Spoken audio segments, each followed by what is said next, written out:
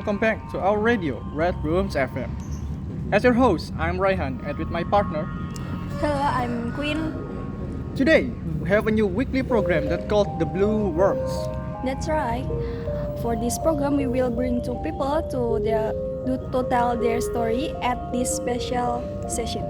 And guess what? For this very special episode, first episode of The Blue Words, we also get a very special guest star, Mr. Sandhy and Miss Zhafira. Hello. Thank you for coming and accepted our invitation. It should be me that be very grateful to become the first guest star at this special occasion. That's right. It's my special to become a special guest star at radio. Really? Wow, we got your first time then. Hahaha. Yep, you got me. For our listener that doesn't know who is Mr. Sandhy and Miss Zhafira, they are writers who got the bestsellers and have many awards like Best Horror Story, Best Myth Books, and much more. Yes, and there's also often chosen as the judge for National Book Writer Competition. And hopefully international judges sound. I mean, and that is our guest star, and for our storyteller, we have here Krisna and Naura. Hello. Can you introduce yourself then? Starting from Naura. Okay. Hello everyone. My name is Naura Aurelli, but you can call me Naura. Hello there, my name is Krisna Kambara, but you can call me Krisna. We chose them based on our selection, Mr. Sandhy and Mrs. Zhafira. From hundreds of submissions, we chose top 2 story and asked them to come to our radio studio. And here they are, 2 of the best contestants. So, no need to wait any longer. Krishna, please bring your story. My story first time.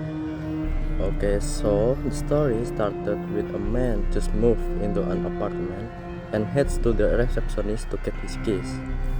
The receptionist gave him the key with a smile, but warned him not to disturb the door with no number on his floor. He wondered why, but didn't bother to ask. He was too busy with his new apartment to care. After he finished unpacking, he began to get curious. He questioned why the receptionist would warn him of such a thing, and so he stepped out of his apartment to check the door with no number. He tried the door knob first, but it was locked. So instead he got onto his knees and peeked through the keyhole. The apartment he was looking into was empty. His eyes scanned the whole place, but before stopping at a woman, standing face against a wall. In the corner, he noticed her pale skin and long black hair. Before stepping back, suddenly feeling perverted in a way for invading someone else's privacy, he burst it off, assuming she was someone that did not want to be disturbed. The next day, he got more curious about the woman and eventually went back. Straight away, getting onto his knees, he peeked through the keyhole. And you know what's going on? It's all red, like literally red.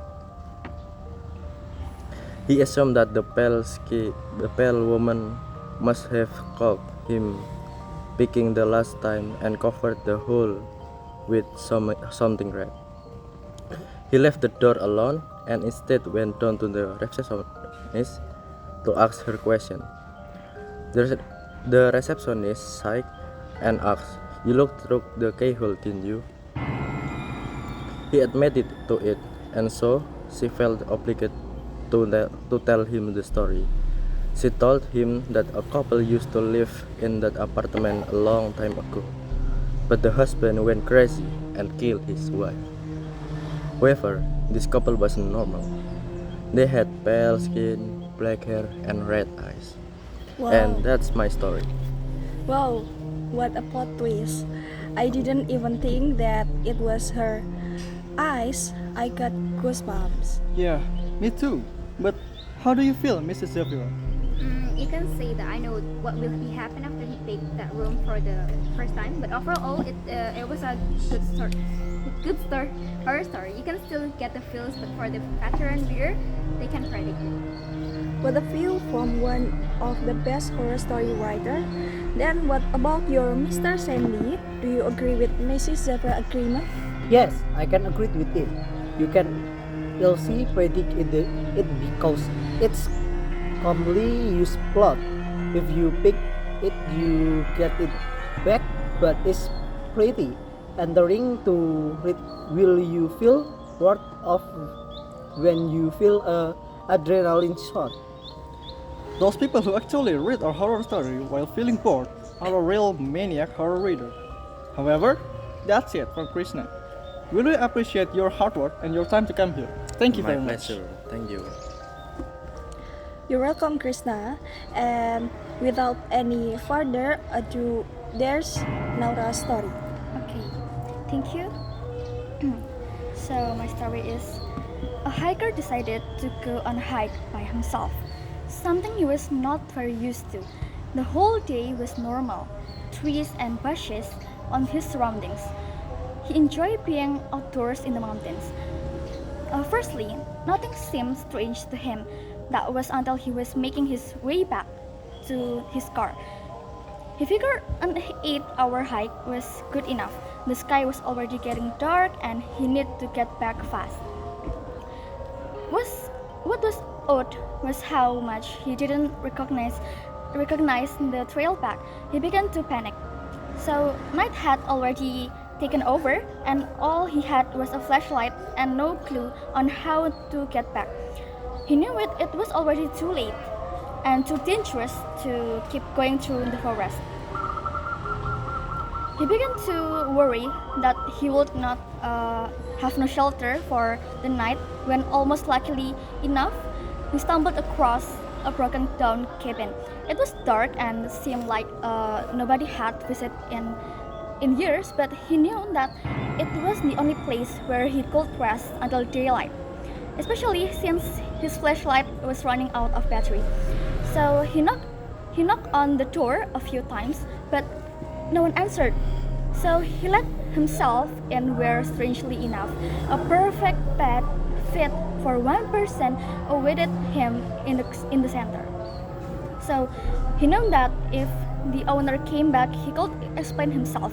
He was sure that the owner wasn't mine or even probably dead.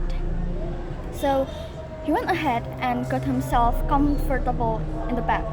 As he tried to sleep, he couldn't ignore the collection of paintings around the room. So portrait of the strange-looking people all peering at him, each wearing a smile that sent chills up his spine. Not too long after his exhaustion from the hike got the best of him and he was able to ignore the faces. The next morning he got up early and was shocked to see there is no paintings around him, but it is a window. It gives me a really chill, man. I'm not lying. Just imagine when you're asleep, but outside of the hut, some creepy creature looking at you menacingly, Yes. with smiles on their face. If it was me, I'll never go back there. Yes. Yeah, but not only that, maybe you can be traumatized by that for the rest of the week or even months. It's really creepy to even imagine about it. But by the way, what do you think, Mr. Sandhy? It's actually really good build up story because it's really a common thing to have painting of even animals had as a decoration for the forest cabins. You can see it on my movie or maybe even see it by yourself at the forest cabin or the hunter's house. They have its tire achievement. So yeah, I really good one. Thank you. That's from Mr. Sandhy. And what do you think for Naura's story, Mrs. Zhafira?